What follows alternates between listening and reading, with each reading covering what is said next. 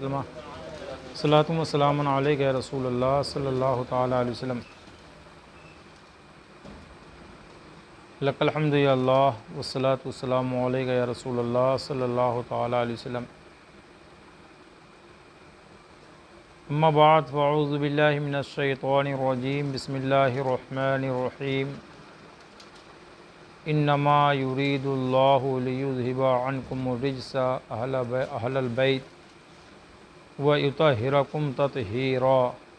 صدق اللہ المولانا العظیم وصدق رسولہ النبی المکین الکریم، ونحن علی ذلک لمن الشاہدین والشاکرین، والحمد للہ رب العالمین۔ درود پاک پڑھ لیجئے۔ صلی اللہ علیہ نبی علیہ صلی اللہ علیہ وسلم، صلاۃ و سلام علیک رسول اللہ صلی اللہ تعالیٰ علیہ وسلم۔ آج کے اس درس پاک میں خاص طور پر حضرت سیدنا امیر المومنین حسن رضی اللہ تعالیٰ عنہ اور حضرت سیدنا امام حسین رضی اللہ تعالیٰ عنہ کا تذکرہ ہوگا۔ یہ بھی شواہد النبوہ کتاب ہی کی روشنی میں ہوگا۔ اس کتاب کا درس آپ سماعت فرما رہے ہیں، شواہد النبوہ، اسی کی روشنی میں امام حسنین کریمین کا تذکرہ ہوگا۔ سب سے پہلے امام اہل سنت اعلیٰ حضرت مجدد دین و ملت علیہ رحمت الرضوان کے وہ اشعار جو مصطفیٰ جان رحمت پہ لاکھوں سلام میں آپ نے بیان فرمائے ہیں، اس کے چند شعر آپ کے گوش گزار کریں گے۔ امام اہل سنت ارشاد فرماتے ہیں، پارہ ہائے صحف غنچہ ہائے قدس، اہل بیت نبوت پہ لاکھوں سلام۔ آب تطہیر سے جس میں پودے جمے، اس ریاض نجابت پہ لاکھوں سلام۔ خون خیر الرسل سے ہے جن کا ضمیر، ان کی بے لوث طینت پہ لاکھوں سلام۔ شہد خوار لعاب زبان نبی، چاشنی گیر عصمت پہ لاکھوں سلام۔ ان کی بالا شرافت پہ اعلیٰ درود، ان کی بالا سیادت پہ لاکھوں سلام۔ سیدہ ظاہرہ طیبہ طاہرہ، جان احمد کی راحت پہ لاکھوں سلام۔ شبیہ رسول اعظم صلی اللہ تعالیٰ علیہ وسلم۔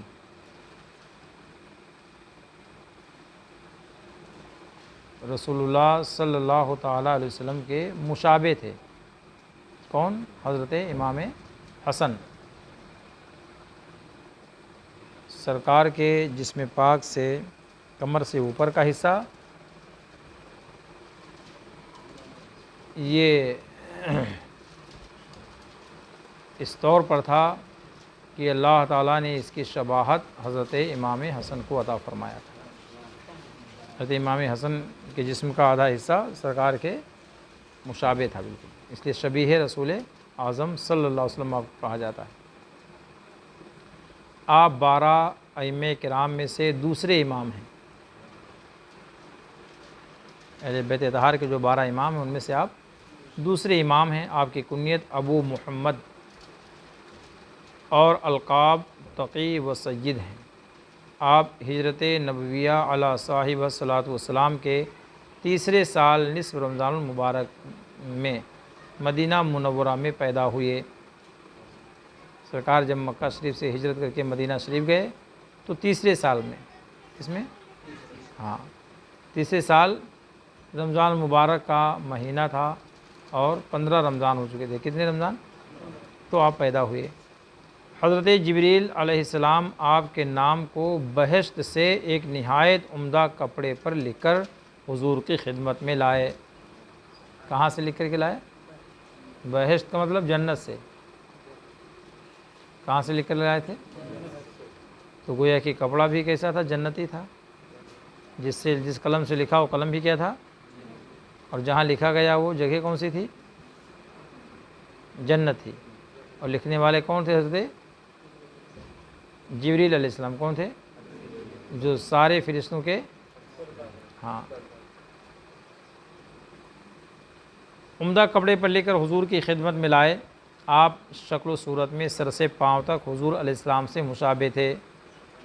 ایک دن حضرت سیدنا صدیق اکبر نے آپ کو اپنے کندھوں پر اٹھایا اور قسم کھا کر کے کہا یہ ہم شکل رسول اللہ صلی اللہ علیہ وسلم اور ہم شکل علی ہیں۔ حضرت علی بھی وہاں موجود تھے، انہوں نے دیکھا تو تبسم فرمایا، مسکرائے حضرت علی، جس سے پتہ چلا کہ حضرت امام حسن رسول کائنات صلی اللہ علیہ وسلم کے بھی مشابہ تھے اور اپنے ابا حضور حضرت مولا علی رضی اللہ تعالیٰ عنہ کے بھی مشابہ تھے۔ آپ نے 25 حج کیے ہیں۔ کتنے حج کیے ہیں؟ کتنے حج کیے ہیں؟ پیدل مکہ شریف مدینہ شریف سے آپ پیدل جاتے تھے حج کرنے کے لیے۔ کیسے جاتے تھے؟ ہاں، حدیث شریف میں ہے کہ ایک دن رسول اللہ صلی اللہ تعالیٰ علیہ وسلم ممبر پر جلوہ افروز ہوئے۔ کہاں تشریف فرما ہوئے؟ ممبر شریف پر۔ حضرت حسن بھی آپ کے ساتھ تھے، بغل میں حضرت حسن بھی تھے۔ حضور علیہ السلام کبھی لوگوں کی طرف اور کبھی حضرت حسن کی طرف دیکھتے۔ کدھر دیکھتے؟ کبھی لوگوں کی طرف دیکھتے اور کبھی حضرت امام حسن کی طرف دیکھتے تھے، اور فرماتے کہ یہ میرا بیٹا سید ہے۔ سبحان اللہ، کیا فرماتے؟ میرا بیٹا سید ہے، جس کی وساطت سے، جس کے واسطے سے اللہ تبارک و تعالی مسلمانوں کے 2 گروہوں میں صلح کرائے گا۔ یعنی مسلمانوں کے 2 گروہ آپس میں اختلاف کریں گے تو میرا بیٹا حسن وہ ہے جو میرے امت کے 2 گروہ میں صلح کروا دے گا، دونوں کو آپس میں ملا دے گا۔ اس سے حضرت امیر معاویہ کی طرف اشارہ تھا۔ ادھر تھا؟ ہاں، جو جانتے تھے کہ امیر المومنین حضرت حسن ان کے پکے دشمنوں میں سے ہیں۔ چنانچہ جب امیر المومنین حضرت علی کی وفات کے بعد حضرت معاویہ نے حضرت سیدنا حسن سے مصالحت کر لی اور عہد کیا کہ اگر انہیں کوئی حادثہ پیش آ جائے تو ان کے بعد حضرت حسن خلیفہ ہوں گے۔ خلافت کا مسئلہ اٹھا، حضرت علی رضی اللہ تعالیٰ عنہ زمانے میں اٹھا تھا مسئلہ، مگر کچھ دبا رہا۔ پھر اس کے بعد میں جب آپ کا وصال ہوا تو بہت زبردست آ گیا، تو 2 گروہ بڑھ گئے۔ کتنے گروہ؟ تو حضرت امام حسن رضی اللہ تعالیٰ عنہ نے اپنے نانا جان کی حدیث پر عمل کرتے ہوئے خلافت حضرت امیر معاویہ کے حوالے کر دیا۔ کس کے حوالے کر دیا خلافت؟ حضرت امیر، اور حضرت امیر معاویہ نے خلافت قبول کی اس شرط کے ساتھ کہ کبھی بھی اگر آپ کی کوئی ضرورت درپیش آئے تو میں آپ کا ساتھ دوں گا، امام حسن کا۔ ہاں، اس کے بعد حضرت حسن نے خطبہ دیا اور کہا، اے لوگو، میری ہمیشہ یہ خواہش رہی ہے کہ میں فتنہ کو برا جانوں، اس لیے میں نے آج مصالحت کی طرف ہاتھ بڑھایا ہے اور اس کار عظیم کو امیر معاویہ پر چھوڑ دیا ہے، اور اگر اس کا حق تھا تو اسے مل گیا، اور اگر میرا تھا تو میں نے اپنا حق صرف اصلاح امت مصطفیٰ صلی اللہ علیہ وسلم کی خاطر اسے بخش دیا۔ اللہ تعالیٰ نے تم پر حضرت معاویہ کو حاکم بنایا اس بھلائی کی خاطر جو اسے معلوم ہے اور اس ہدا کی خاطر جو اس نے تم میں دیکھی ہے۔ میں جانتا ہوں یہ ایک مدت کے لیے فتنہ ثابت ہو یا منفعت، بعد ازاں وہ ممبر سے نیچے اتر آئے۔ حاضرین میں سے ایک شخص نے آپ کی طرف منہ کر کے کہا، اے مسلمانوں کا منہ کالا کرنے والے، تو نے معاویہ سے بیعت کر کے مال و منال اس کے حوالے کر دیا ہے۔ اللہ اکبر! سیدنا امام حسن کی شان میں گستاخی کیا اس نے، کیا کیا؟ اور کہا کہ تم نے خلافت کو امیر معاویہ کے حوالے کر کے گویا کہ تم نے ایک بڑی دولت کو اس کے حوالے کر دیا، جس کے ذریعے تم نے مسلمانوں کا منہ کالا کرنے والے کو دولت عطا کر دی۔ حضرت حسن نے فرمایا، اللہ تعالیٰ نے بنی امیہ کی مملکت حضور علیہ السلام کو دکھا دی ہے، اور آپ نے مشاہدہ کر لیا ہے کہ بنی امیہ آپ کے ممبر اقدس پر یک بعد دیگرے بمشکل تمام چڑھتے رہیں گے۔ پھر اللہ تعالیٰ نے آپ کی طرف انا اعطیناک الکوثر اور انا انزلناہ فی لیلۃ القدر وما ادراک ما لیلۃ القدر، لیلۃ القدر خیر من الف شہر وہی بھیجی۔ الف شہر سے مراد ملک بنی امیہ ہے، اور راوی کہتا ہے کہ ہم نے بنو امیہ کی مملکت کے ماہ و سال شمار کیے تو پورے 1000 مہینے نکلے۔ کتنے مہینے نکلے؟ ہاں پورے 1000 مہینے نکلے جب خلافت کی ذمہ داری حضرت امیر معاویہ کے کندھوں پر آئی تو حضرت امیر معاویہ نے فرمایا اے حسن تو نے وہ بہادرانہ کام کیا ہے جو کسی بھی شخص سے ممکن نہیں تھا. یعنی خلافت کے عظیم منصب پر آپ فائز تھے اور آپ مسلمانوں کے خلیفہ تھے، پھر اتنے بڑے منصب کو، اتنے بڑے عہدے کو میرے حوالے کر دیا، تو یہ آپ نے بہت بڑا کام انجام دیا ہے. اور یہ کام ہر کس و ناکس کے بس کی بات نہیں تھی، کوئی اپنا منصب کسی کو نہیں دیتا ہے. حضرت ابو ہریرہ کہتے ہیں کہ ایک رات حضرت حسن حضور رسالت مآب صلی اللہ تعالیٰ علیہ وسلم کے پاس تھے. کہاں تھے رات میں؟ حضور کے ساتھ میں تھے. حضور علیہ السلام آپ پر بڑی شفقت فرماتے تھے. حضور علیہ السلام نے حضرت حسن سے فرمایا اپنی امی کے پاس چلے جاؤ. میں نے عرض کی حضور میں ان کے ہمراہ جاؤں؟ حضرت ابو ہریرہ کیا کہتے ہیں کہ حضور میں ان کے ساتھ چلا جاؤں؟ حضور علیہ السلام نے منع فرمایا. اچانک آسمان سے بجلی چمکی جس کی روشنی سے حضرت حسن اپنی امی کے پاس چلے گئے. سبحان اللہ. حضرت ابو ہریرہ کہتے ہیں کہ میں نے سرکار کی بارگاہ میں عرض کیا کہ رسول اللہ حسن چھوٹے ہیں، چھوٹی عمر ہے، اکیلے کیسے جائیں گے، اجازت دیں تو میں بھی ان کے ساتھ چلا جاؤں. تو حضور نے کیا کیا؟ منع فرما دیا، اور آپ کو جانے کی ضرورت نہیں ہے. پھر کیا دیکھتے ہیں کہ اچانک آسمان سے بجلی چمکی اور اس میں اتنی روشنی پیدا ہوئی کہ حضرت حسن اپنی امی کے پاس چلے گئے. اس کا مطلب کیا ہے کہ حسن کو کسی دوسرے کی مدد کی ضرورت نہیں تھی، اللہ تعالیٰ نے خود آپ کو سراپا مددگار بنایا تھا. بجلی کا چمکنا، پھر اس بجلی کے روشنی میں اپنے گھر چلا جانا، یہ کمال ہے حضرت امام حسن مجتبی رضی اللہ تبارک و تعالی عنہ کا. حج کے کسی موسم میں جب آپ پیدل مکہ معظمہ تشریف لے جا رہے تھے تو آپ کے پاؤں میں ورم آ گیا، آپ کا پیر سوج گیا، موٹا ہو گیا پاؤں. تو آپ کے پاؤں میں ورم آ گیا. آپ کے کسی غلام نے عرض کی کہ کاش آپ کسی سواری پر سوار ہو جائیں تاکہ ورم کم ہو جائے. پیدل چل رہے ہیں اور پیر میں کیا ہے؟ ورم آ گیا، سوجن آ گیا. اب اگر آپ چلیں گے تو اور تکلیف ہوگی.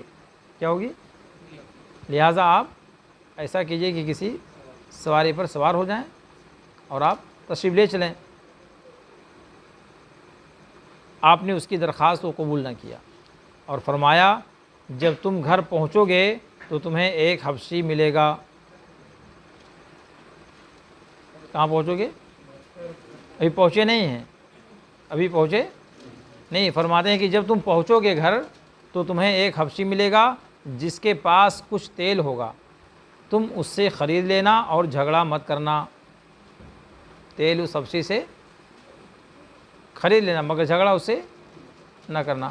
آپ کے غلام نے کہا میرے ماں باپ آپ پر قربان، ہم نے کسی جگہ بھی کوئی ایسا آدمی نہیں دیکھا جس کے پاس ایسی دوا ہو، اس جگہ کہاں دستیاب ہوگی. جب وہ اپنی منزل پر پہنچے تو وہ حبشی غلام دکھائی دیا جس کے بارے میں حضرت امام حسن نے فرمایا تھا، وہ دکھائی دیا. انہوں نے کہا یہ ہے وہ حبشی جس کے متعلق میں نے بتایا تھا، جاؤ اور اس سے تیل خرید لاؤ اور قیمت ادا کراؤ. جو ہی وہ غلام اس حبشی کے پاس گیا اور تیل طلب کیا تو اس نے کہا اے غلام یہ تیل کس کے لیے خرید رہے ہو؟ غلام بولا حضرت حسن کے لیے. اس نے کہا مجھے ان کے پاس لے چلو، میں ان کا غلام ہوں، میں ان کا. جب وہ حبشی آپ کے پاس پہنچا تو کہا میں آپ کا غلام ہوں، تیل کی قیمت نہیں لوں گا. تیل کی قیمت، ہاں آپ بس میری بیوی کے لیے جو درد ذہ میں مبتلا ہے. کس میں مبتلا ہے؟ درد ذہ سے مراد پیدائش کے وقت جو درد ہوتا ہے اس کو درد ذہ کہتے ہیں. بچوں کی ولادت کے وقت جو درد اٹھتا ہے اس کو کیا بولتے ہیں؟ درد ذہ بولتے ہیں. اس نے کیا کہا کہ میں آپ سے کوئی معاوضہ، کوئی اجرت، کوئی پیسہ نہیں لوں گا، البتہ میری اہلیہ، میری گھر والی پریشانی کے عالم میں ہیں، درد و کرب میں وہ مبتلا ہیں، لہٰذا آپ ایسا کیجئے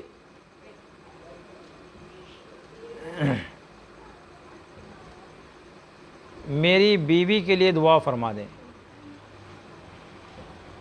کہ اللہ تعالیٰ اسے ایک صحیح اعضا بچہ عطا کر دے۔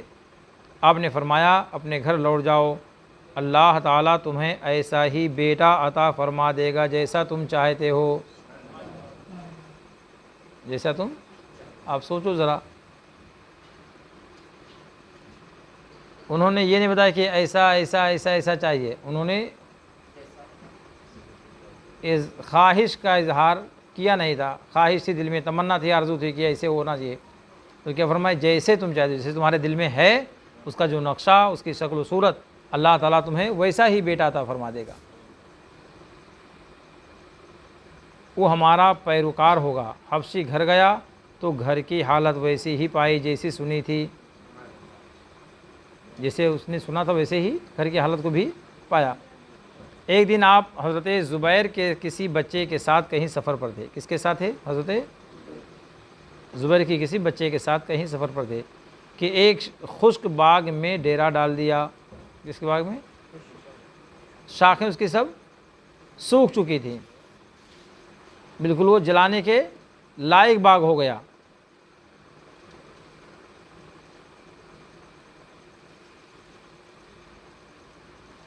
تو حضرت امام حسن رضی اللہ تعالیٰ عنہ نے اسی باغ میں اپنا پڑاؤ ڈال دیا، سب قیام کر لیا، وہیں ٹھہر گئے۔ وہیں کون سے باغ میں؟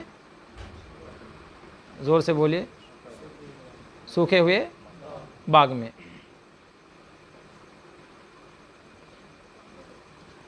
حضرت حسن کے لیے باغ کے ایک دامن میں اور ابن زبیر کے لیے باغ کے دوسرے دامن میں فرش بچھایا گیا۔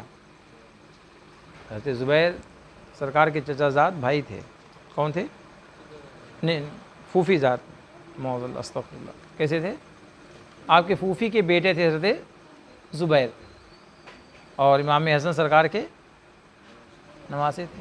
باغ میں جب ڈیرا ڈال دیا گیا تو ایک طرف حضرت امام حسن کا پڑاؤ اور ایک طرف حضرت زبیر کا پڑاؤ،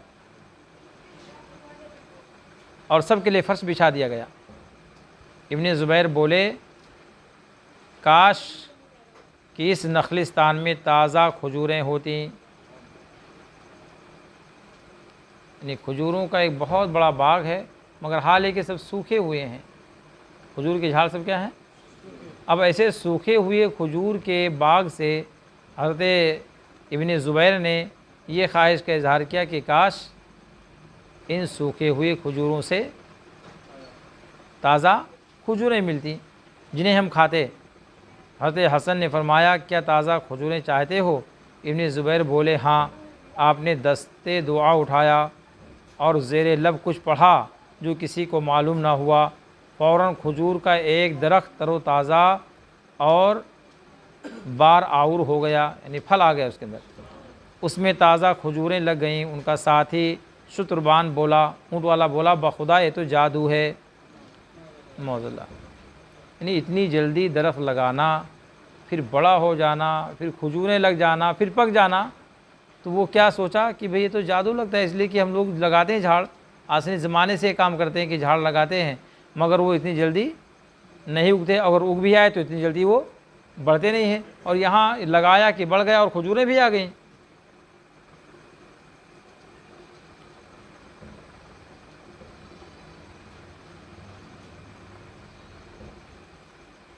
فوراً کھجور کا ایک درخت تر و تازہ اور بار آور ہو گیا، اس میں تازہ کھجوریں لگ گئیں۔ ان کا ساتھی شتربان بولا بخدا یہ تو جادو ہے۔ حضرت حسن نے فرمایا یہ جادو نہیں، یہ جادو، یہ اس دعائے مستجاب کا اثر ہے جو پیغمبر علیہ السلام کے بیٹے نے مانگی تھی، جو نبی کے بیٹے نے دعا مانگی تھی، وہی دعاؤں کا یہ اثر ہے کہ اللہ تعالیٰ نے میری دعاؤں کو قبول فرما لیا۔ اس کے بعد لوگوں نے اس درخت خرما پر چڑھ کر تمام کھجوریں توڑ لیں، جتنی کھجوریں اس درخت پہ لگی تھیں لوگوں نے چڑھ کر کے ساری کھجوریں توڑ لیں، جن سے تمام سیر ہو گئے آپ کے اس کارنامے سے جو کھجوریں اس کے اندر نکلی سب لوگوں نے کھایا اور سب شکم سیر ہو گئے، آسودہ ہو گئے۔ آپ کے علم، سخاوت، فیاضی کے علاوہ جتنے بھی اور اعلیٰ اخلاق احاطے تحریر میں آئے ہیں سب درست ہیں اور اتنے زیادہ ہیں کہ بیان سے باہر ہیں۔ بیان سے ہاں، کہتے ہیں کہ ان کو زہر دیا گیا تھا۔ آپ کی وفات کے وقت حضرت حسین آپ کے سرہانے بیٹھے ہوئے تھے۔ انہوں نے پوچھا، اے میرے بھائی، تمہیں زہر خورانی کا کس پر شبہ ہے؟ آپ نے فرمایا، بھائی اس لیے پوچھتے ہو کہ تم اسے جان سے مار ڈالو؟ حضرت حسین نے فرمایا، ہاں۔ آپ نے فرمایا، اگر وہی شخص ہے جس پر مجھے شک و شبہ ہے تو بدلہ لینے کے لیے اللہ تعالیٰ کافی ہے۔ بدلہ لینے کے لیے کون؟ اللہ تعالیٰ کافی ہے۔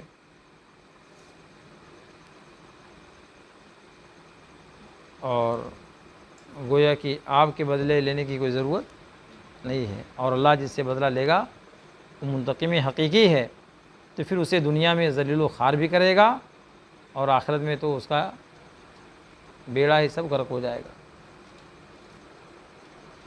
آپ کی وفات ربیع الاول کے اوائل میں 50 ہجری میں ہوئی تھی۔ کتنی ہجری میں؟ آواز سے بولیے، کتنی ہجری میں؟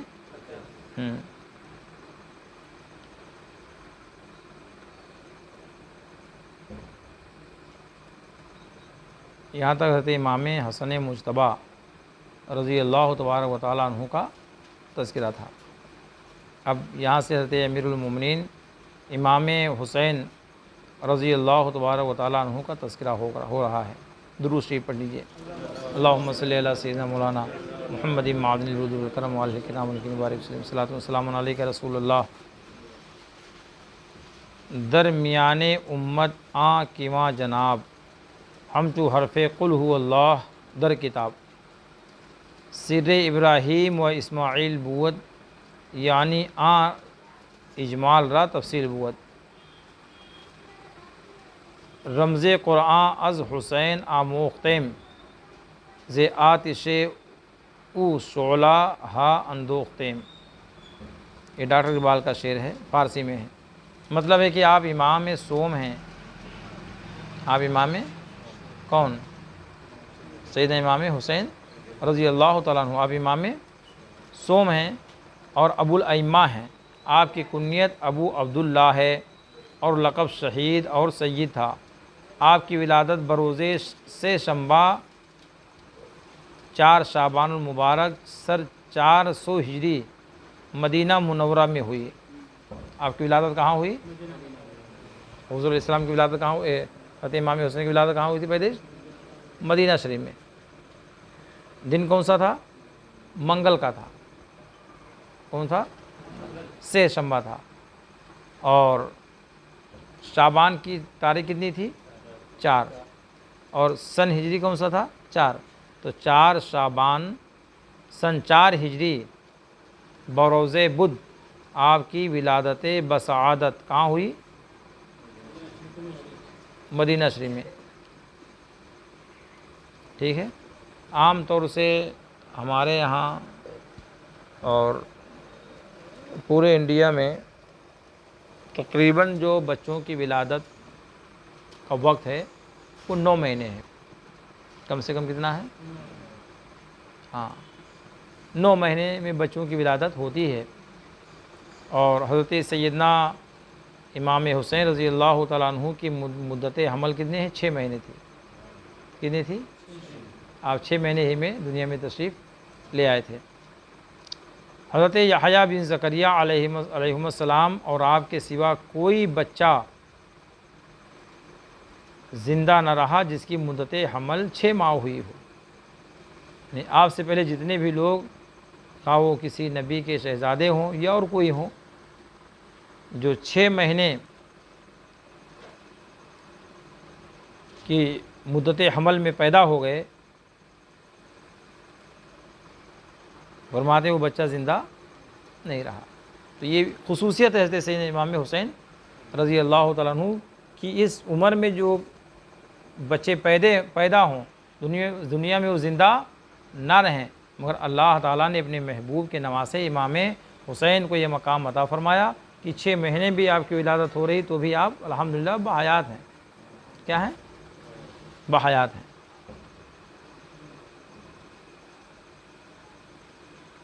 آپ حضرت حسن کی ولادت سے بلوغ فاطمہ تک صرف 50 دن کے تھے۔ کتنے روز کے تھے؟ 50 دن کے۔ حضور علیہ السلام نے آپ کا نام حسین رکھا، اور آپ کا حسن و جمال کچھ اس طرح تھا کہ جب آپ اندھیرے میں بیٹھتے تو آپ کی پیشانی اور رخساروں سے روشنی نکل کر قرب و جوار کو منور و مجلہ فرما دیتی تھی۔ سبحان اللہ۔ اندھیرا کہیں ہوتا اور امام حسین اگر وہاں تشریف لے آتے تو اللہ تعالیٰ آپ کی پیشانی میں نور رکھ دیا تھا۔ کیا رکھا تھا؟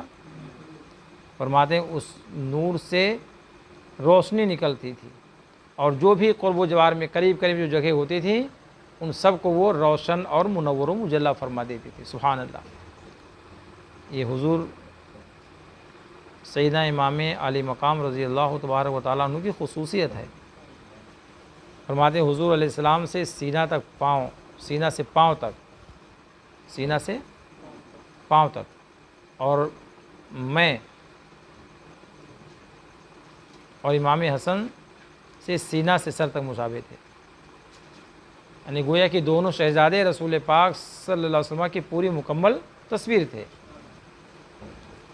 جیسی شکل اور شباہت اللہ تعالیٰ نے اپنے محبوب کو عطا فرمایا تھا، تو سینے سے اوپر کا جو حصہ تھا بالکل اسی شکل و مشابہ حضرت سیدنا امام حسن رضی اللہ تعالیٰ عنہ تھے، اور سینے سے نیچے پیر تک کے جو حصہ ہے سرکار کے جسم پاکہ، یہ بالکل حضرت امام حسین رضی اللہ تعالیٰ عنہ اس کے مشابہ تھے۔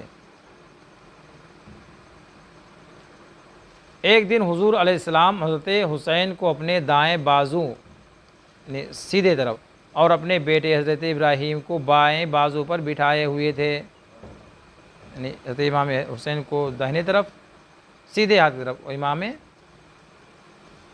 ابراہیم کو اپنے شہزادے کو بائیں طرف بٹھائے ہوئے تھے کہ حضرت جبریل علیہ السلام حاضر ہو گئے۔ کون حاضر ہو گئے؟ حضرت جبریل علیہ السلام حاضر ہوئے۔ کہا خداوند تعالیٰ ان دونوں کو آپ کے یہاں یکجا نہ رہنے دے گا، یعنی ایک ساتھ دونوں کو آپ کے یہاں نہیں رہنے دے گا، لہٰذا ان میں سے ایک کو واپس بلا لیجئے۔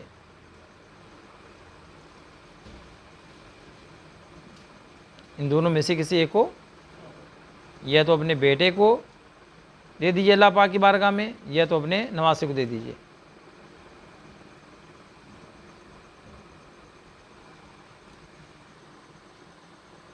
اب ان دونوں میں سے آپ جسے چاہیں اپنے پاس رکھ لیں۔ حضور علیہ السلام نے فرمایا اگر حسین رخصت ہو جائیں تو ان کے فراق میں حضرت فاطمہ، حضرت علی اور میری جان سوزی ہوگی، یعنی مجھے بھی تکلیف ہوگی، اور اگر ابراہیم وفات پا جائیں زیادہ علم میری جان پر ٹوٹے گی، زیادہ تکلیف صرف مجھے ہوگی، اس لیے مجھے اپنا غم ہی پسند ہے۔ اس واقعہ کے 3 روز بعد حضرت ابراہیم علیہ رضی اللہ تعالیٰ عنہ وفات پا گئے۔ کتنے دن کے بعد میں؟ 3 دن کے بعد۔ جب بھی حضرت حسین رضی اللہ تعالیٰ عنہ اپنے نانا جان کی خدمت میں آتے تو حضور علیہ السلام ان کی پیشانی پر بوسہ دیتے۔ سبحان اللہ۔ امام حسین کی پیشانی پر بوسہ دیتے اور خوش آمدید کہتے، اور ارشاد فرماتے اس پر میں نے اپنے بیٹے ابراہیم کو قربان کر دیا ہے، اس پر میں نے اپنے بیٹے ابراہیم کو قربان کر دیا۔ یہ امام حسین رضی اللہ تعالیٰ عنہ کی کیا ہے؟ فضیلت ہے کہ اللہ کے رسول صلی اللہ تعالیٰ علیہ وسلم نے اپنے نواسوں کو بڑی محبت دی ہے اور ان کی بڑی عزت کی ہے، اور بہت اونچا مقام ان کو عطا فرمایا۔ حضرت ام سلمہ رضی اللہ تعالیٰ عنہ کہتی ہیں ایک رات حضور علیہ السلام گھر سے باہر تشریف لے گئے اور کافی وقت گزر گیا، گھر تشریف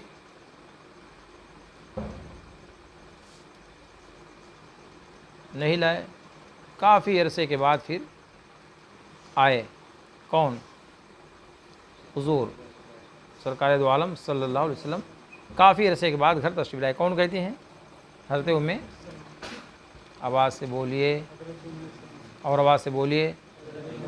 سلمہ کون ہیں؟ ام المومنین ہیں۔ آواز سے بولیے۔ ہاں، جب اللہ کے نبی صلی اللہ تعالیٰ علیہ وسلم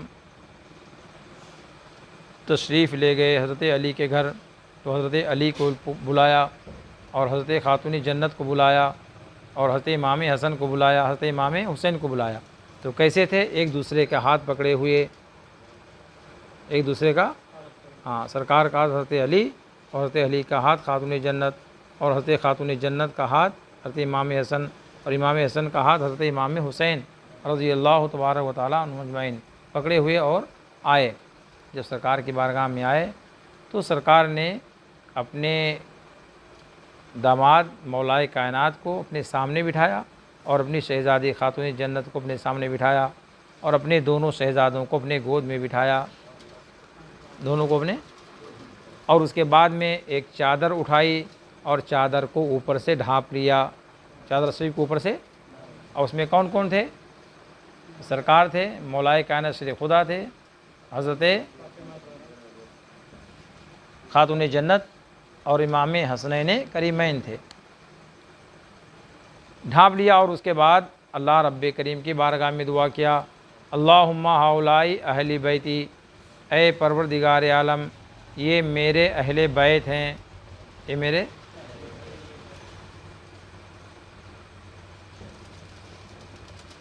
فَاذْهِبْ عَنْهُمُ الرِّجْسَ، تو اے میرے رب ان سے تمام برائیوں کو دور فرما دے، ان کو تمام گندگیوں سے پاک کر دے، وَطَهِّرْهُمْ تَطْهِيرًا، اور انہیں خوب خوب پاک صاف اور ستھرا فرما دے۔ یہ دعا مانگی سرکار نے۔ یہ حضرت ام المومنین ام سلمہ بھی وہیں تھیں، بہت خواہش ظاہر ہوئی، گئیں اور دھیرے سے اس چادر کو ہٹایا، چادر شریف کو، اور اپنے سر کو اندر داخل کیا، اور عرض کرتی یا رسول اللہ میں بھی آپ کے اہل بیت سے ہوں۔ کیا کہا؟ یا رسول اللہ میں بھی آپ کے اہل، تو سرکار نے فرمایا لا لا، تو میرے اہل بیت سے نہیں ہے، تو میرے ازواج سے ہے، انکی من ازواجی، بے شک تو میرے ازواج میں سے ہے، وَأَنْتَ عَلَى الْخَيْرِ، اور تو بھلائی پر ہے، اور تو بھلائی پر ہے۔ تو یہ ام سلمہ رضی اللہ تعالیٰ عنہ ہیں جنہوں نے اہل بیت میں اپنے آپ کو شمار کیا، اور نبی کریم کی بارگاہ میں عرض کیا کہ اے پروردگار عالم، اور نبی کریم مصطفیٰ جان رحمت کی بارگاہ میں عرض کیا کہ یا رسول اللہ میں بھی اہل بیت ہوں۔ میرے سرکار نے فرمایا نہیں۔ اور حضرت واصلہ بن اسقا صحابی رسول ہیں، کون ہیں؟ جب سرکار کے سامنے یہ منظر دیکھا کہ سرکار ان کو اہل بیت کہہ رہے ہیں، تو حضرت واصلہ بن اسقا نبی کریم کی بارگاہ میں عرض کرتے ہیں یا رسول اللہ میں بھی آپ کا اہل بیت ہوں، میں بھی، تو سرکار نے فرمایا ہاں تم بھی میرے اہل بیت سے ہو۔ اور ارشاد فرماتے ہیں سلمان منا من اہلی، اور سلمان بھی میرے اہل سے ہیں، اہل بیت سے ہیں، سبحان اللہ۔ تو حضرت سلمان کہاں کے رہنے والے؟ فارس کے تھے۔ کہاں کے رہنے والے تھے؟ ملک فارس کے رہنے والے تھے۔ سرکار انہیں کیا فرماتے کہ میرے اہل، اس لیے علماء کے کئی گروہ ہو گئے اہل بیت میں، اہل بیت کے سلسلے میں علماء کے کچھ لوگوں نے کہا کہ ازواج مطہرات صرف اہل بیت ہیں۔ کیا کہا؟ یہ نبی کریم مصطفیٰ جان رحمت کی جو زوجہ محترمہ ہیں جتنی بھی، وہ سب کیا ہیں؟ اہل بیت ہیں۔ بیت کا معنی ہی ہوتا ہے گھر والے، بیت کا معنی گھر، اور اہل کا معنی والے۔ تو بیت کا معنی اہل بیت کا معنی کیا ہوتا ہے؟ گھر والے.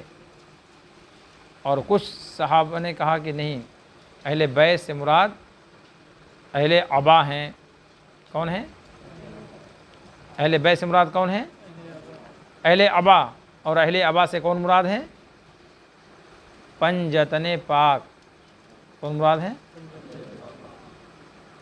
رہنے دو. کون مراد ہیں اہل بیت سے؟ تو پنجتن پاک کا نام آپ نے سنا ہے؟ جی زور سے بولیے. پنجتن پاک کا معنی کیا ہوتا ہے؟ جی پنج کا معنی 5.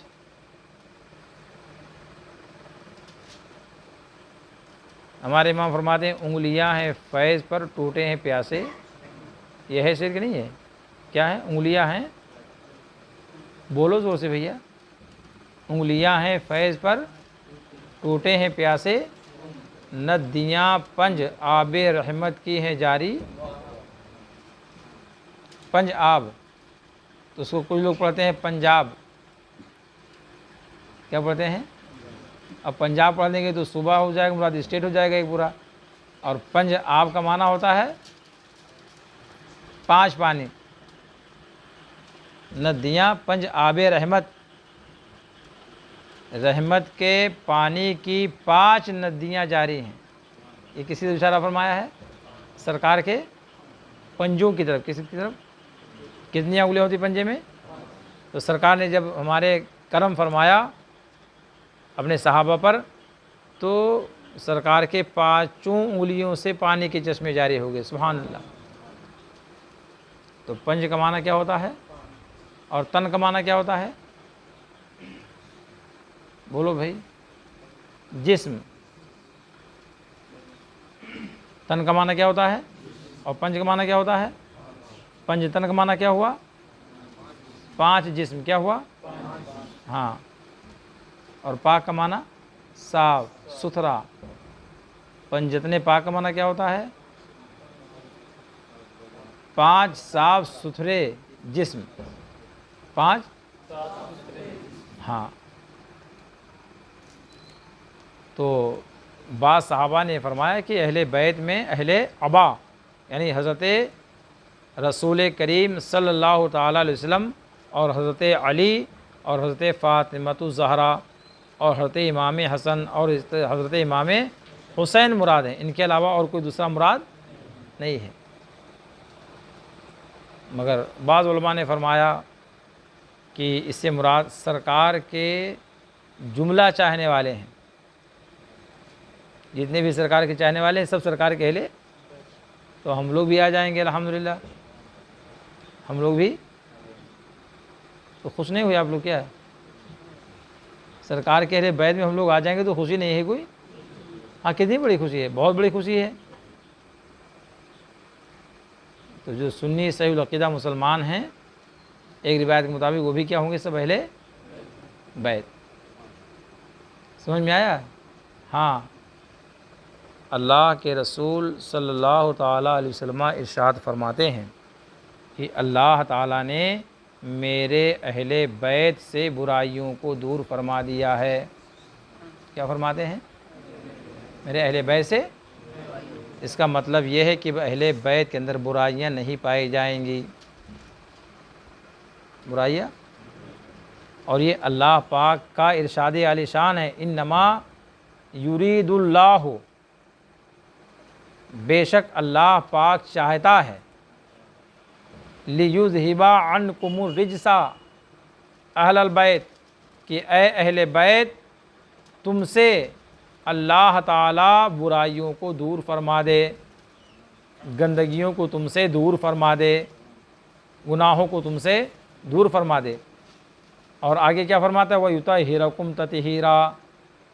ہو سکتا ہے کہ گناہ دور ہو جائے مگر صفائی حاصل نہ ہوئی ہو سکتا ہے کہ برائی مٹ جائے اہل بیت سے مگر مکمل ستھرائی نہ ملی ہو. تو اللہ پاک ارشاد فرماتا ہے وَيُطَہِّرَکُمْ تَطْہِیرًا، کہ اب کوئی گمان ہی نہیں کر سکتا کہ اہل بیت میں برائی ہے. کوئی سوچ بھی نہیں سکتا کہ ان کے اندر گندگی ہے، اس لیے کہ رب کائنات نے ارشاد فرما دیا وَيُطَهِّرَكُمْ تَطْهِيرًا، اور تمہیں خوب خوب صاف اور ستھرا فرما دے گا، صاف اور رسول پاک صلی اللہ علیہ وسلم کے ارشاد علی شان کے مطابق اللہ تعالیٰ نے اپنے حبیب کے اہل بیت کو صاف ستھرا کر دیا، صاف، اب ان کے اندر گناہ اور برائیاں نہیں پائے جائیں گے، گناہ اور برائیاں، ہاں ان کے اندر، آواز سے بولیے، اور اہل بیت سے مراد بہت اختلاف ہے، کچھ لوگوں نے کہا کہ ازواج مطہرات ہیں، کچھ لوگوں نے کہا کہ حضرت رسول پاک، حضرت علی، حضرت فاطمہ، حضرت امام حسن، حضرت امام حسین ہیں۔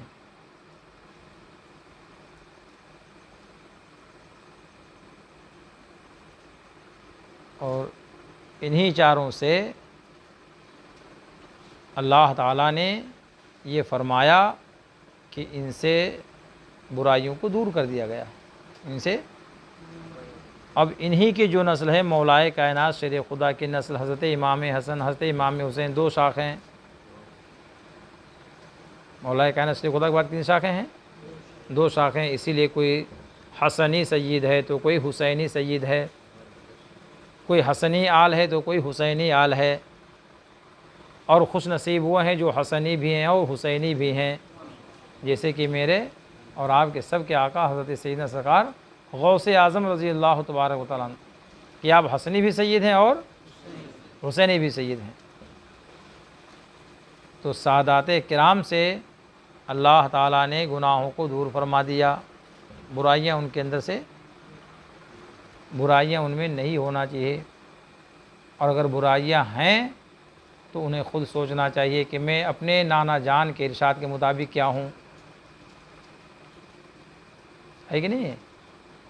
حضرت علامہ میر عبد الواحد بالگرامی جو سلسلے قادریہ کے عظیم بزرگ ہیں اور الحمدللہ سید ہیں، سید السادات ہیں، نسبی اصلی سید ہیں، وہ سبع سنابل شریف میں ارشاد فرماتے ہیں کہ اگر کسی گاؤں، محلہ میں، علاقے میں میری آل سے زیادہ کوئی اگر پرہیزگار ہے، میری زیادہ اگر کوئی دوسری آل اگر پرہیزگار متقی ہے تو پھر وہ میرے آل سے نہیں ہے، اللہ، اور یہ اسی حدیث، اسی قرآن پاک کی آیت کریمہ کی روشنی میں آپ نے ارشاد فرمایا ہے۔ تو اہل بیت اطہار کی بڑی عظیم شان ہے، اور ان کی اللہ اور اس کے رسول کی بارگاہ میں بڑی مقبولیت ہے، کتنی بڑی مقبولیت ہے کہ حضور علیہ الصلاۃ والسلام کا زمانہ ہے، نجران کے یہودی عیسائی نبی کریم مصطفیٰ جان رحمت کی بارگاہ میں حاضر آئے، کہاں کے عیسائی؟ آواز سے بولو، نجران، کہاں کے؟ ہاں، عیسائی کسے کہتے ہیں معلوم ہے؟ آواز سے بولیے جی، اور زور سے بولیے۔ ایک نبی تھے جن کا نام عیسیٰ علیہ السلام تھا، ہمارے نبی پیارے مصطفیٰ کے زمانے سے 500 سال پہلے، آپ سے 500 سال پہلے تھے آپ، جن کا نام عیسیٰ علیہ السلام تھا۔ آپ کے ماننے والوں کو عیسائی کہا جاتا ہے، اور نصارہ کہا جاتا ہے، اور نصرانی کہا جاتا ہے، اور آج کے لیٹسٹ زبان میں کرسچن کہا جاتا ہے۔ کیا کہا جاتا ہے؟ آواز سے بولو، اب کچھ بات سمجھ میں آ گئی جی؟ عیسائی کسے کہتے ہیں، سمجھ گئے کہ نہیں سمجھ گئے؟ سمجھ گئے نا؟ عیسائیوں کا عقیدہ یہ ہے کہ عیسیٰ علیہ السلام اللہ تعالیٰ کے بیٹے ہیں، معاذ اللہ رب العالمین۔ آواز سے بولیے، مسئلہ ذہن میں ہے، اللہ تعالیٰ نہ کسی کا باپ ہے اور نہ اس کا کوئی بیٹا ہے۔ آواز سے بولو، اللہ تعالیٰ نہ کسی کا باپ ہے اور نہ وہ کسی کا بیٹا ہے۔ اللہ تعالیٰ خود قرآن پاک میں ارشاد فرماتا ہے لم یلد ولم یولد، کیا فرماتا ہے؟ ہمارے امام اہل سنت نے اس کا ترجمہ بالکل صاف فرما دیا، نہ ہو کسی کا باپ اور نہ ہو کسی کا بیٹا۔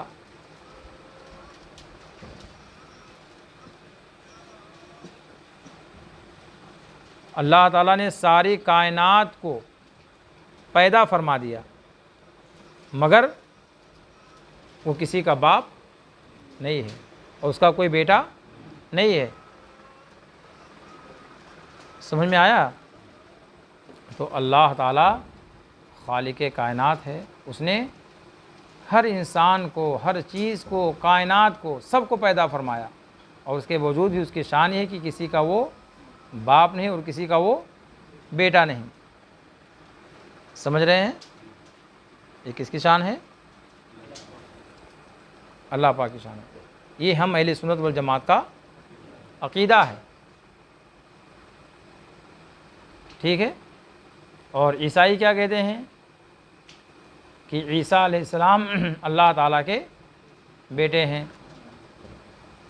تو عیسائی نجران کے سرکار کی بارگاہ میں آئے اور انہوں نے کہا کہ ہم آپ سے مناظرہ کریں گے۔ کیا کہا؟ ہم مناظرہ کریں گے کہ آپ یہ کہتے ہو کہ عیسیٰ اللہ کے بندے ہیں اور اللہ کے نبی ہیں، اور ہم یہ کہتے ہیں کہ عیسیٰ اللہ کے بیٹے ہیں۔ سرکار نے فرمایا بھی دلیل کیا ہے؟ حضور نے فرمایا کیا دلیل ہے تمہارے پاس؟ کس بات پر، کس بنا پر تم حضرت عیسیٰ علیہ السلام کو اللہ کا بیٹا مانتے ہو؟ انہوں نے کہا ہم اس لیے مانتے ہیں کہ اللہ تعالیٰ نے حضرت عیسیٰ کو بغیر باپ کے پیدا فرمایا، بغیر، اور دنیا میں کوئی بھی بیٹا بغیر باپ کے نہیں، اور آپ کا کوئی باپ نہیں، اس لیے آپ کا باپ اللہ تعالیٰ ہے، معاذ اللہ رب العالمین، استغفر اللہ۔ یہ انہوں نے کیا دیا؟ دلیل دیا۔ تو اللہ کے نبی صلی اللہ علیہ وسلم نے ارشاد فرمایا کہ اگر یہ دلیل تمہارے پاس ہے تو پھر حضرت آدم کے بارے میں کیا کہو گے؟ اس کے بارے میں اللہ تعالیٰ نے تو حضرت آدم کو بغیر باپ اور بغیر ماں کے پیدا فرمایا۔ عیسیٰ علیہ السلام کی ماں تو ہیں، مگر اللہ تعالیٰ نے حضرت آدم کو بغیر ماں اور بغیر باپ کے پیدا فرمایا، تو انہیں کیا کہو گے؟ یہ جب انہوں نے سنا تو مبہوت ہوئے، مگر فسادی تھے، فساد کرتے رہے، ویسے میں وہ لگے رہے۔ تو اللہ تعالیٰ نے اپنے محبوب کو باخبر کیا، وہی نازل فرما دیا کہ میرے محبوب آپ انہیں مباہلہ کی دعوت دے دو۔ کس کی دعوت دو؟ انہیں مناظرہ نہیں، اب مباہلہ کی دعوت دو، اور یہ کہو کہ تم اپنے گھر والوں کو لے کر آؤ، میں اپنے گھر والوں کو لے کر آؤں، تم اپنی جان کے ساتھ آؤ، میں اپنی جان کے ساتھ آؤں، تم خود آؤ اور ہم خود آئیں، تم اپنے گھر والوں کو لاؤ، ہم اپنے گھر والوں کو لائیں، اور اس کے بعد میں ایک دوسرے کے لیے ہم دعا کریں کہ جو حق پر ہو وہ قائم رہے، اور جو حق پر نہ ہو اس کو اللہ تعالیٰ تباہ و برباد فرما دے، ہلاک فرما دے۔ جب یہ بات ہوئی تو اب وہ لوگ شش و پنج میں ہوئے، گھبرائے، کہا ٹھیک ہے ہم کو ایک دن کا موقع دیجئے، ہم جائیں گے، مشورہ کریں گے اور پھر آپ کو بتائیں گے۔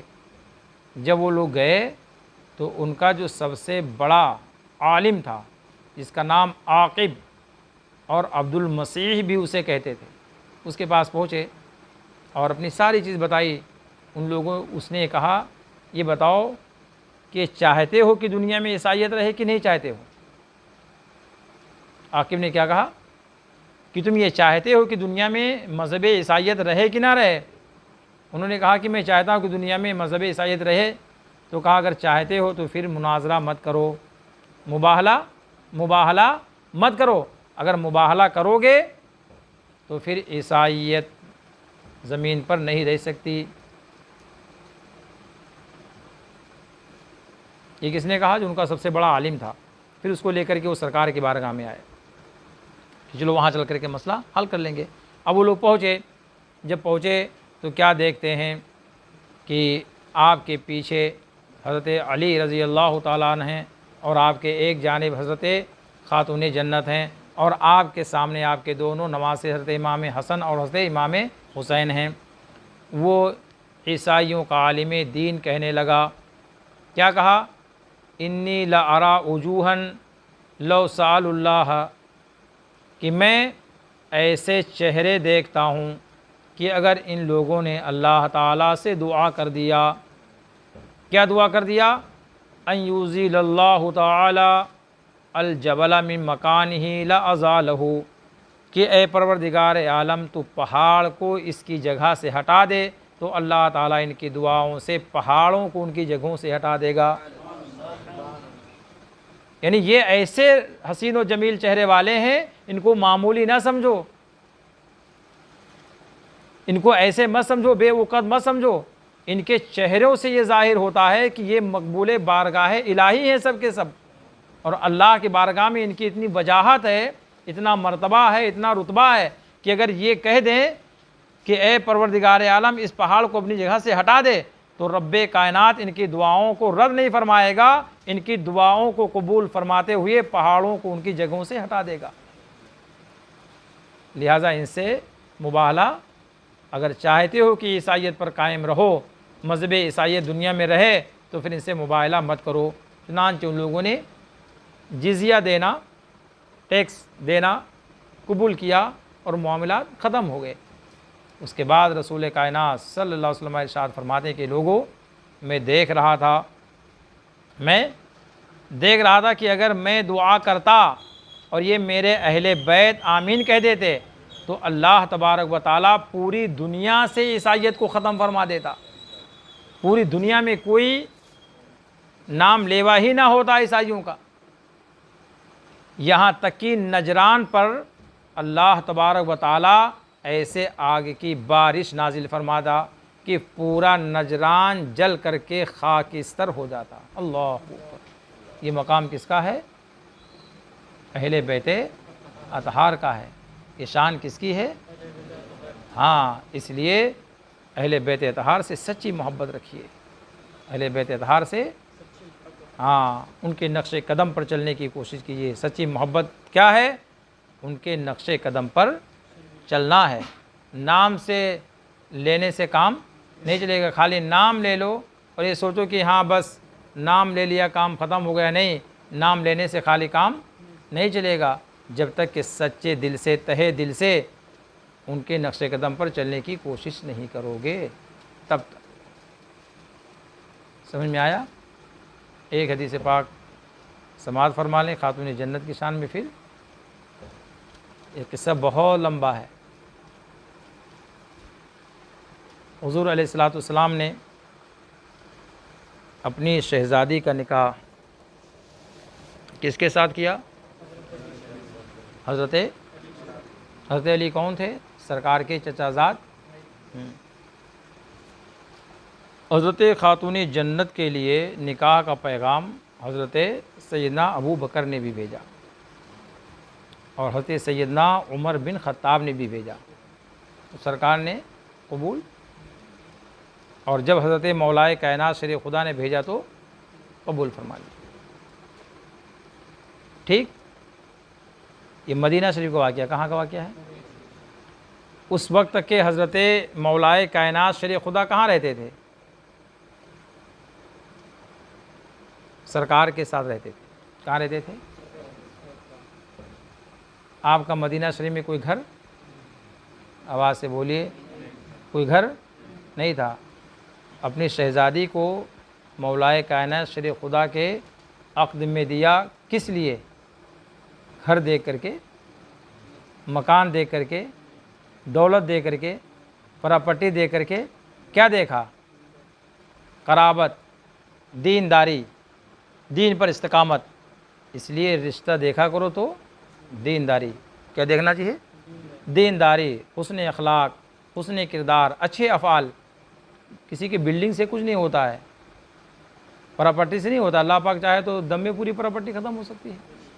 اللہ کے نبی نے جب نکاح کر دیا تو کچھ جہیز دیا تھا کہ نہیں دیا تھا؟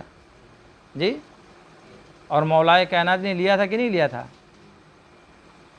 جب جہیز دیا تو مولائے کائنات نے لیا کہ نہیں لیا؟ نہیں سمجھ میں آ رہی بات؟ نہیں سمجھ پا رہے ہیں کیا؟ اللہ کے رسول صلی اللہ تعالیٰ علیہ وسلم نے جہیز عطا فرمایا تھا، اور کیا دیا تھا؟ چارپائی دیا تھا، جو چارپائی کس سے بنی ہوئی تھی؟ کھجور کی جو رسی بنی جاتی، دیکھا کہ نہیں دیکھا؟ کھجور کی چھالوں کی بنی ہوئی رسی دیکھا کہ نہیں دیکھا آپ لوگوں نے؟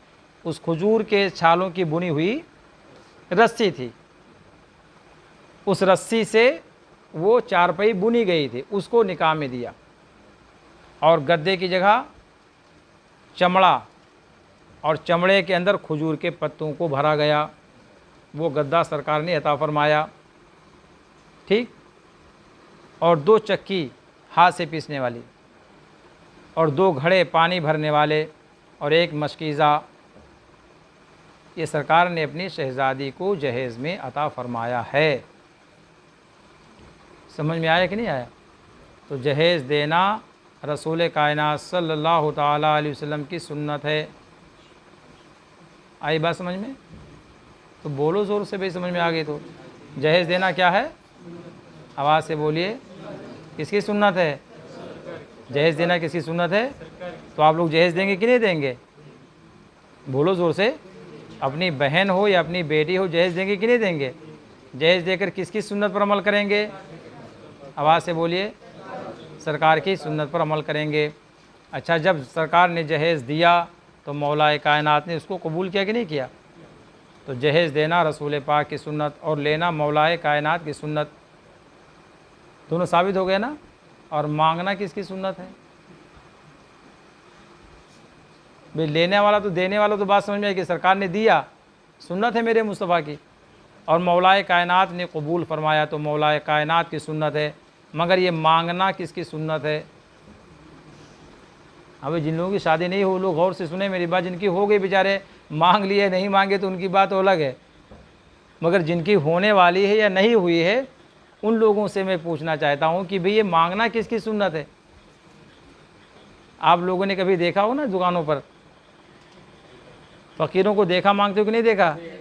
کہاں جی؟ تو اب مانگنا کس کی سنت ہے؟ آواز سے بولو، جہیز مانگنا کس کی سنت ہے؟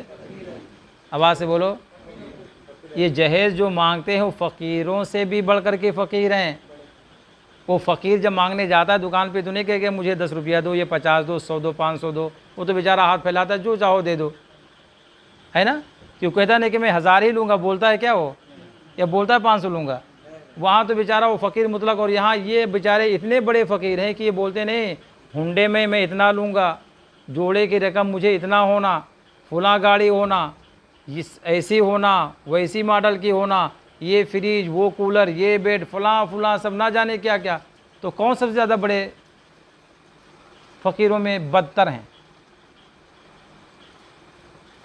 ایک چیز اور بتا دوں کہ میرے آقا نے کبھی کسی سے کوئی چیز نہیں مانگا ہے، میرے مصطفیٰ نے کبھی سے کسی سے کبھی کوئی چیز اپنی ذات کے لیے نہیں مانگا، اگر مانگا تو دین کے لیے مانگا، مگر اپنی ذات کے لیے۔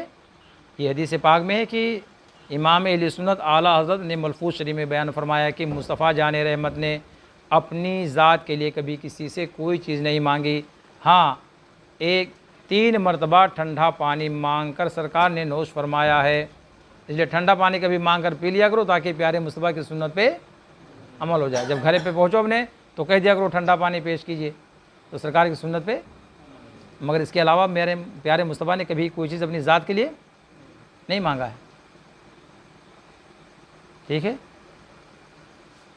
تو مانگنا نہیں چاہیے، کیا ہے؟ اور اللہ تعالیٰ نے اگر نوازا ہے بیٹی کو، باپ کو اگر نوازا ہے تو وہ جو چاہے دے دے، گاڑی دے دے تو کوئی گناہ کا کام نہیں ہے، جہیز میں فریج ہے، کولر ہے، بیڈ ہے، جو چاہے دے دے، یہ الحمدللہ سب سرکار کی۔ گدا ہی دینا سنت نہیں ہے، گھڑے مٹی والے دینا یہی خالی سنت نہیں ہے، اور اللہ پاک توفیق عطا فرمائے تو ایسے بھی کر کے دیکھو تاکہ سب پہ عمل ہو جائے، جہیز پہ عمل ہو جائے، اور گھڑے نہ زیادہ تو گھڑے ہی دے دیا کرو۔ چکیوں کا تو کام آج کل ختم ہو گیا، اس کا رواج ہی نہیں، مگر گھڑے پانی کے تو بھرے جاتے ہیں نا آج کل بھی، تو کم سے کم 2 گھڑے لا کر کے رکھ دیا کرو جہیز میں کہ میرے مصطفیٰ نے اپنی شہزادی کو عطا فرمایا ہے۔ 1 چارپائی دے دیا کرو بن کر کے کہ اس چارپائی کو میرے مصطفیٰ نے عطا فرمایا ہے، سمجھ رہے ہیں؟ تو اس پر عمل ہوگا۔ ایسی زندگی حضرت सैयदतुना फ़ातिमा ज़हरा की थी कि अल्लाह अकबर। इमाम अहले सुन्नत इरशाद फरमाते हैं कि चाँद और सूरज ने भी कभी आपके आंचल को नहीं देखा।